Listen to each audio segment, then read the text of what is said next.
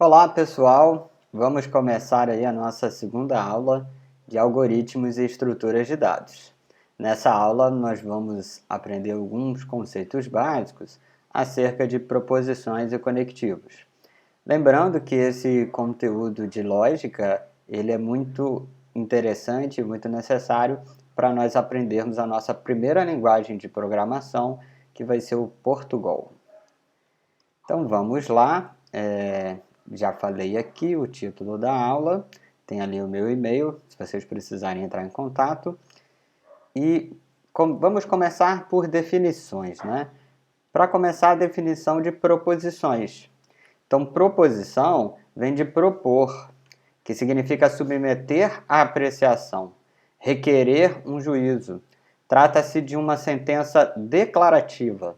Daqui a pouco nós vamos ver a diferença da sentença declarativa em relação a outros tipos de sentença.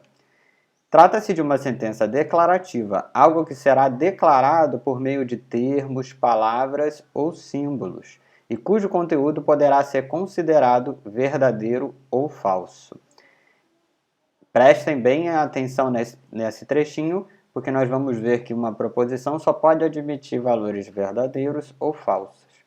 Então, se eu afirmar a Terra é maior que a Lua, estarei diante de uma proposição cujo valor lógico é verdadeiro. Vamos trabalhar melhor isso. Então, as sentenças declarativas, elas podem ser imediatamente reconhecidas como verdadeiras ou falsas. O que isso quer dizer, né? O tipo de pergunta, né? O tipo de afirmação que é feita, ela não pode ser dúbia, ela tem que permitir se responder imediatamente se é verdadeiro ou falso. E pode-se dizer também que tais sentenças exprimem um pensamento de sentido completo. Ou seja, ela tem que ser muito assertiva, ela não pode deixar dúvidas. Então aqui temos dois exemplos. A Terra é maior que a Lua. Todos nós sabemos que o planeta Terra é maior. E que 5, aí agora a de baixo, 5 é maior que 8. Essa também não deixa dúvidas.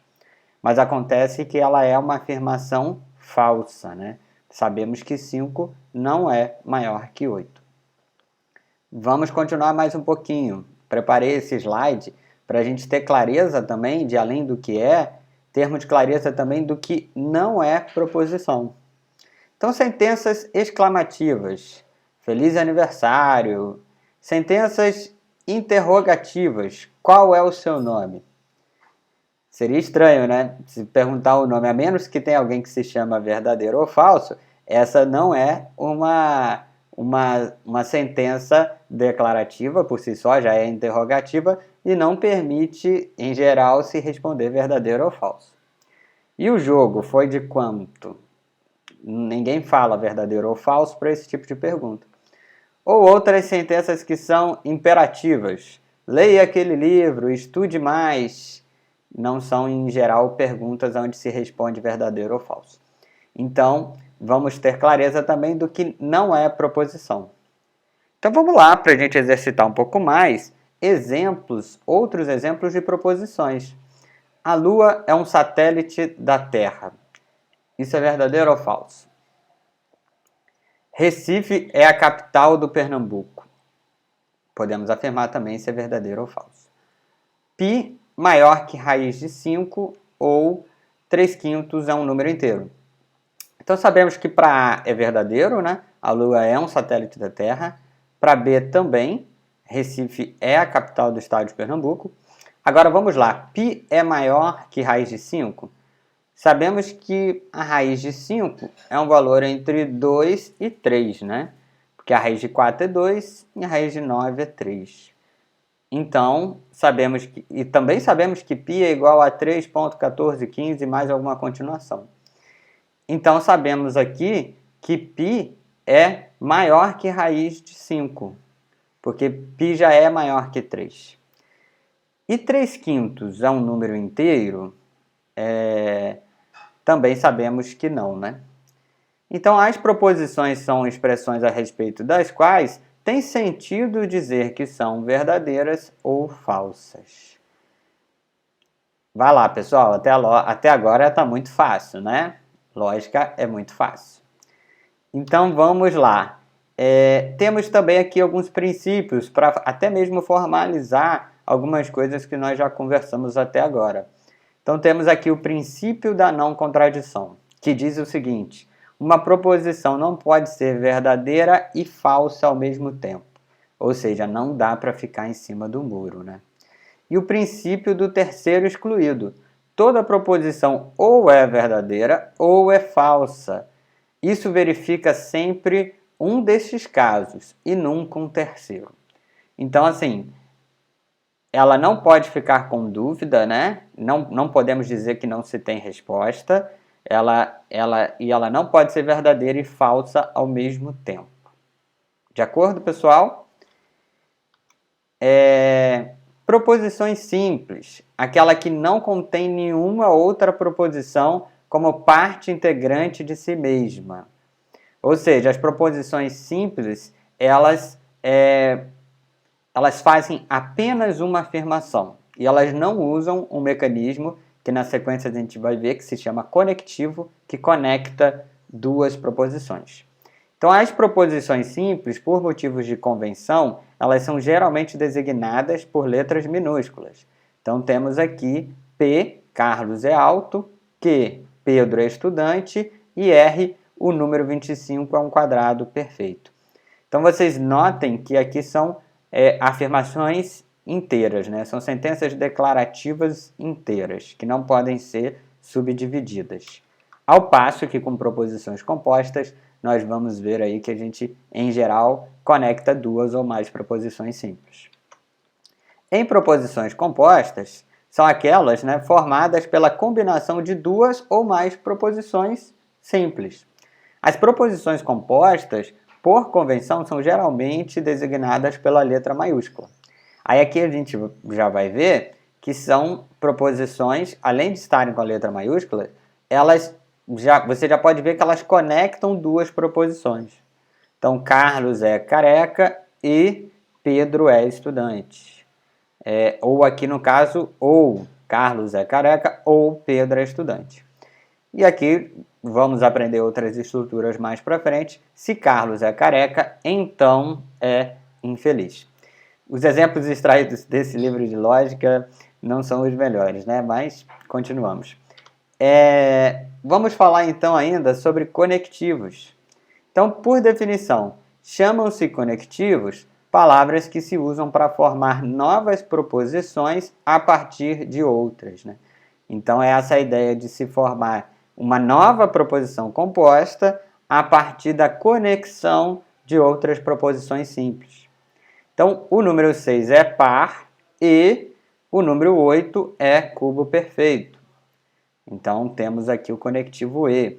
O triângulo ABC é retângulo ou é isósceles. Temos o conectivo OU. Não está chovendo. É um conectivo que inverte o valor lógico da proposição que vem a seguir. Aqui já é um exemplo de uma proposição composta que é formada por um conectivo e apenas uma proposição. Ou seja, ela não conecta duas proposições, mas ela faz um conectivo com apenas uma proposição. Poderemos dizer que é um conectivo unário, né? Que ele só tem um parâmetro, enquanto as outras são binários, porque tem dois parâmetros. Se Jorge é engenheiro, então sabe matemática. O conectivo aqui, se então. A gente já vê um conectivo ocupando, apenas um conectivo ocupando duas partes da proposição.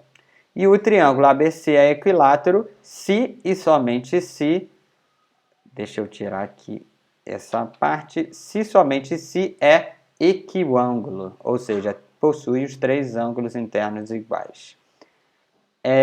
Vamos continuar. Tabela verdade. Segundo o princípio do terceiro excluído, que a gente vai revisar aqui o que ele é, toda proposição simples P é verdadeira ou é falsa. Isto é, tem o valor lógico V para verdadeiro ou o valor lógico F para falso. O valor lógico de qualquer proposição composta depende unicamente dos valores lógicos das proposições simples, ficando por eles univocamente determinado. Então aqui a gente vai ver que para resolvermos a tabela verdade de uma proposição composta, que pode ser uma proposição composta grande, a gente tem que primeiro resolver os valores das proposições simples e por aí, passo a passo, até resolver a tabela verdade da proposição composta como um todo. E a tabela verdade é um método organizado que vai nos ensinar a resolver esse tipo de problema. Então, eu passei essa imagem aqui que ela fala um pouquinho do princípio do terceiro excluído, que ela passa a ideia do seguinte: é como se você chegasse numa encruzilhada e tivesse só a opção do verdadeiro e do falso. Não tem uma terceira opção. Então, essa é a ideia do terceiro excluído. Ou é verdadeiro ou é falso. Então, pessoal, continuando a falar sobre tabela verdade, a gente sabe que a tabela verdade é uma estrutura, né, na qual figuram todos os possíveis valores lógicos da proposição composta. Só que para a gente saber quais são esses valores lógicos da proposição composta, no fundo, né, esses são valores correspondentes a todas as possíveis atribuições de valores lógicos das proposições simples.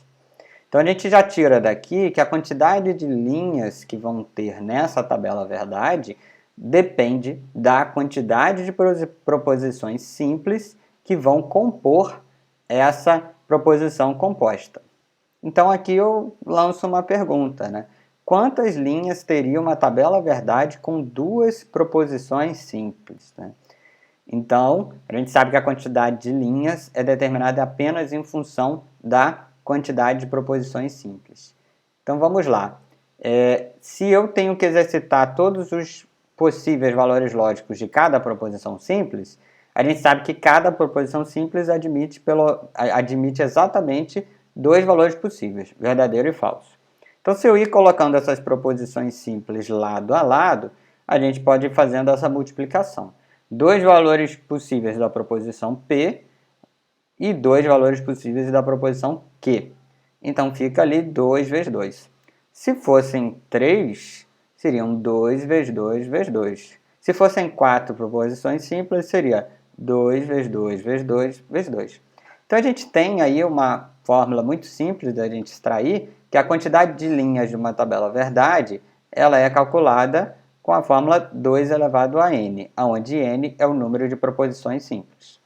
Aqui a gente tem essa tabela, onde eu tenho a proposição simples P e Q. Se eu variar todos os possíveis valores de P e todos os possíveis valores de Q na mesma tabela, a gente vai ver que temos 4 linhas de proposições aqui. E as colunas aqui são onde eu posso exercitar várias proposições compostas. Então aqui eu tenho não P, não Q, P e Q ou P ou Q. Note que a quantidade de linhas é determinada apenas em função da quantidade de proposições simples, não sendo importante aqui a quantidade de proposições compostas. Aqui, só para descontrair, a gente tem aqui uma breve introdução a portas lógicas, né?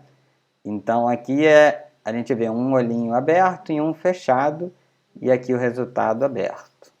Então daqui já dá para a gente ver que é ou, né? Nós vamos ver isso com detalhes na próxima aula. Temos aqui também mais algumas coisinhas. Fica aqui a título de incentivo para vocês já darem uma olhada nesse meme aqui.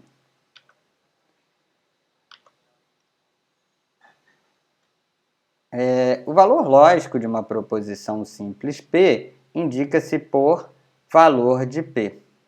Então, quando eu digo aqui valor de P, eu estou me referindo ao valor lógico de P.